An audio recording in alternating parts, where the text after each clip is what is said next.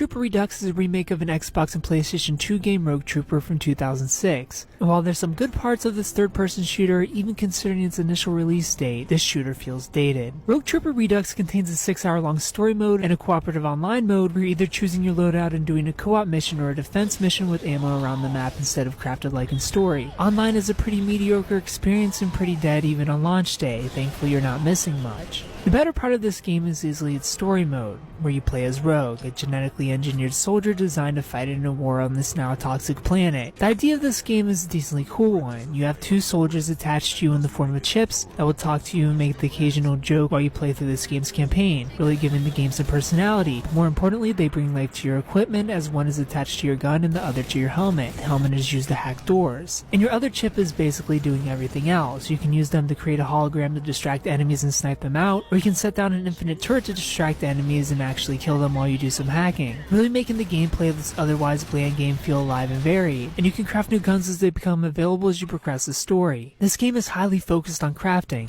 though the crafting here is very light. Basically, instead of ammo, enemies will drop salvage. Salvage is what you use to craft everything in the game, from med packs to ammo, weapons, and grenades. You get bonus salvage if you take enemies out stealthily, though good luck as the detection is ridiculous, and there are piles hidden around the map. If you're running low on ammo, you can spend a large amount refilling your clips, or you can just swap weapons. And if all run out because you're saving for a new upgrade, you can just switch to your pistol, which has infinite ammo. The weapon switching in this game is painfully slow, and this slow swapping can make some moments feel frustrating as you feel stuck in a death cycle at their checkpoint trying to get your favorite weapon back out. Speaking of slow, the entire game feels sluggish and clunky, and at times feel unresponsive when throwing grenades or using a med pack, leading to frustrating deaths in the heat of battle. And there are a lot of them, as this game will throw out annoying heat-seeking bombs into the mix and turrets that can only be taken out with sniper rifles, or you can of course find a way to sneak behind them. The level design here is pretty uninspired, aside from one level I enjoyed towards the middle. It's a lot of getting from point A to point B with occasional climbing and the constant shooting in areas that hardly look different from one another. The scenery gets old fast, occasionally interrupted with some on-rail shooting. Rogue Trooper isn't really an interesting game.